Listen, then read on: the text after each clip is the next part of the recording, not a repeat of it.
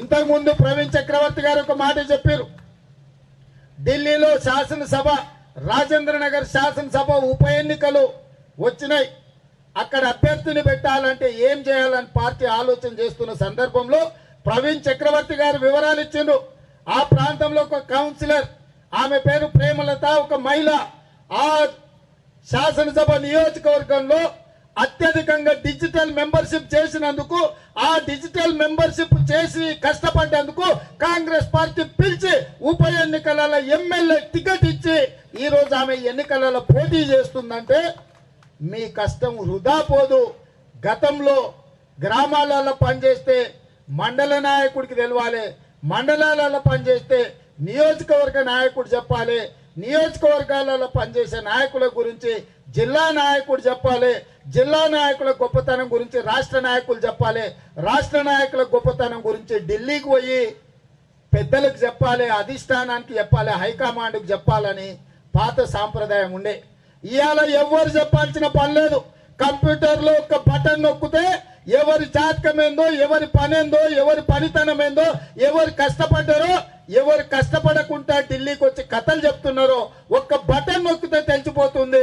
ఇవాళ కార్యకర్తల కష్టం ఢిల్లీలో రాహుల్ గాంధీ గారి ఇంట్లో కంప్యూటర్లో నిక్షిప్తమై ఉన్నది. నువ్వు పేరు చెప్తే నీ ఊరు రాహుల్ గాంధీ చెప్తాడు, నీ ఊరు చెప్తే నీ పేరు రాహుల్ గాంధీ చెప్తాడు కంప్యూటర్లో కొట్టి. ఎందుకంటే ఈ బూత్ ఎన్రోలర్స్ ని ఇవాళ పనిచేసిన వాళ్ళు ఎవరు ఎన్ని సభ్యత్వాలు చేసిండ్రు, ఎవరు ఏ మండలంలో ఎన్ని చేసిండ్రు, ఎవరు ఏ నియోజకవర్గంలో ఎక్కువ చేసిండ్రు, జిల్లాలో ఎవరు ఎక్కువ చేసిండ్రు, రాష్ట్రంలో ఎవరు ఎక్కువ చేసిండ్రు, దేశంలోని ఏ రాష్ట్రం ఎక్కువ చేసిందో మొత్తం లెక్కలన్నీ కంప్యూటర్లో నిక్షిప్తమై ఉన్నాయి. ఇవాళ మన కష్టం అనేది అధిష్టానానికి ఎవరో చెప్పాల్సిన పని లేదు. మీ కష్టం ఆటోమేటిక్గా ఢిల్లీకి చేరుతుంది. ఇవాళ కష్టపడ్డోళ్ళని ఎవరిని కూడా కాంగ్రెస్ పార్టీ నిర్లక్ష్యం చేయదు. ఇవాళ ఈ కష్టపడ్డోళ్ళని గుర్తు పెట్టుకుంటాం. కంప్యూటర్లో ఉన్నది. మేం చెప్పాలన్నా, మేం చెప్పకపోయినా, మాకు నచ్చినా నచ్చకపోయినా, ఒకవేళ మాకు నచ్చకపోతే మేము దాచిపెడతామని మీకు అనుమానం ఉన్నా కంప్యూటర్ ఏది దాచిపెట్టదు. కంప్యూటర్ అందరికీ చెప్తుంది. ఇంతకుముందే సత్యం సేఠ్ గారు మొదటిసారి నన్ను కలిసిన అని అంటుండు. సత్యం సేఠ్ మర్చిపోయినామో, ఇది మొదటిసారి కాదు. ఇంతకుముందు సేఠు నేను కలిసిన. ఎన్నడు కలిసిన అంటే బస్సు యాత్రల వికారాబాద్లో సభ జరిగింది 2018 ఎన్నికల కంటే ముందు.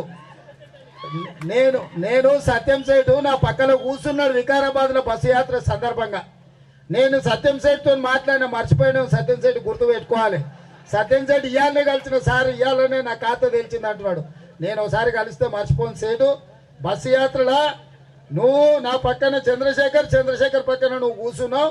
నేను నీతో మాట్లాడినా, నువ్వు మర్చిపోయినట్టున్నావు. అవునా? నిజమే కాదా? కాబట్టి అదేం లేదు. కాబట్టి నాకు కార్యకర్తల్ని, కష్టపడేటోళ్ళని గుర్తుపెట్టుకుని అలవాటు. నాయకులు మర్చిపోతుంటాను అప్పుడప్పుడు, కానీ కార్యకర్తలను మర్చిపోను.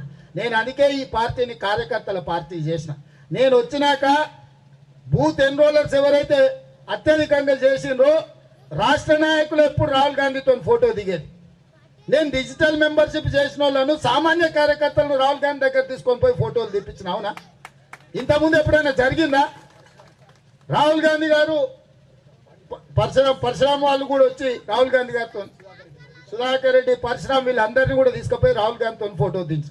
ఇంతకుముందు ఎవరు దిగేది? పిసిసిలు, సిఎల్పిలు, ఎంపీలు, కేంద్ర మంత్రులు, రాష్ట్ర మంత్రులు పోయి సోనియా గాంధీ గారు, రాహుల్ గాంధీ గారితో ఫోటో దిగేది. కానీ నాయకులు ఎట్లయినా వాళ్ళ ప్రయత్నాలు వాళ్ళు చేసుకుంటారు, వాళ్ళు ఫోటోలు దిగుతారు. కాబట్టి కష్టపడ్డ కార్యకర్తలు ఫోటోలు దింపాలని రాహుల్ గాంధీ గారు 4 గంటలు టైం ఇస్తే నాకు కుదరదు, 48 గంటలు కావాలని 2 రోజులు తెలంగాణ రాష్ట్రంలో రాహుల్ గాంధీ గారిని తీసుకొచ్చి ఇక్కడ కార్యకర్తలకు అందుబాటులో పెట్టిన. గాంధీ భవన్కి వచ్చిండు. గాంధీ భవన్లో రోజంతా ఉన్నాడు.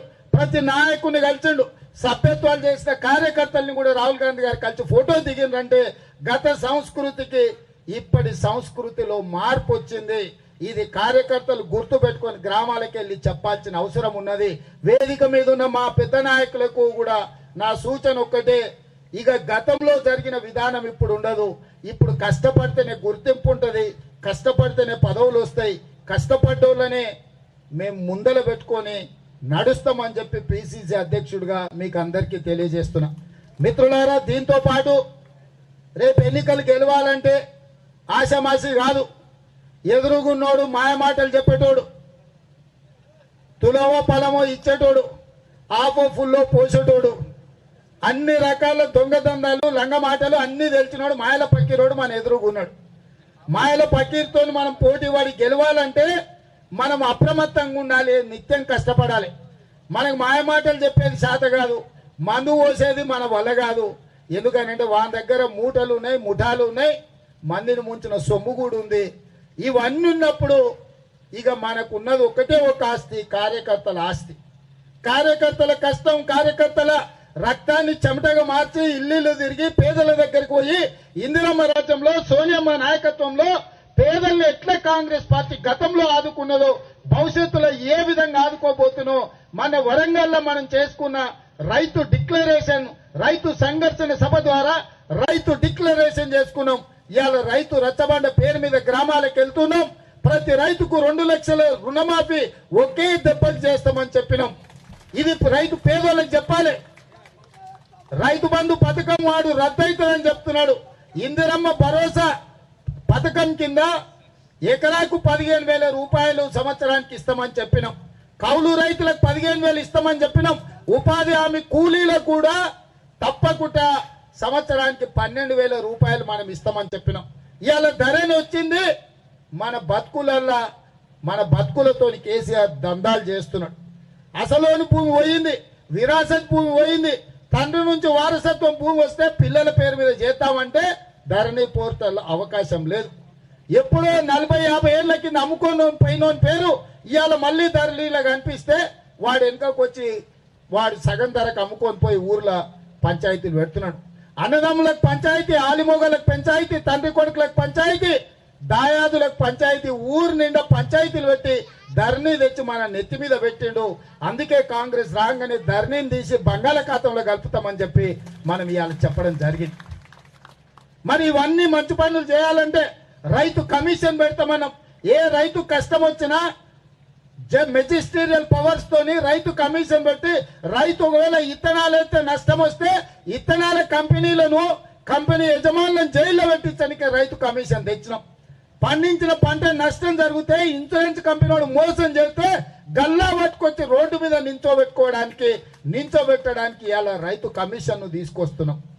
ఇన్ని రకాలుగా ఇవాళ ఒట్లు 1960 అని అంటే 1400 కూడా కొనేటోళ్ళు లేడు. ఇవాళ కందులు మన ప్రాంతంలో ఎక్కువ పండిస్తాం. కొడంగల్, తాండూరు, పరిగి ఈ ప్రాంతంలో కందిపప్పే దేశానికంతా సరఫరా అవుతుంది. ఎవరైనా మంచి పప్పు అన్నం తినాలంటే తాండూరు పప్పు కొనుక్కోపోవాలి అని అంటారు.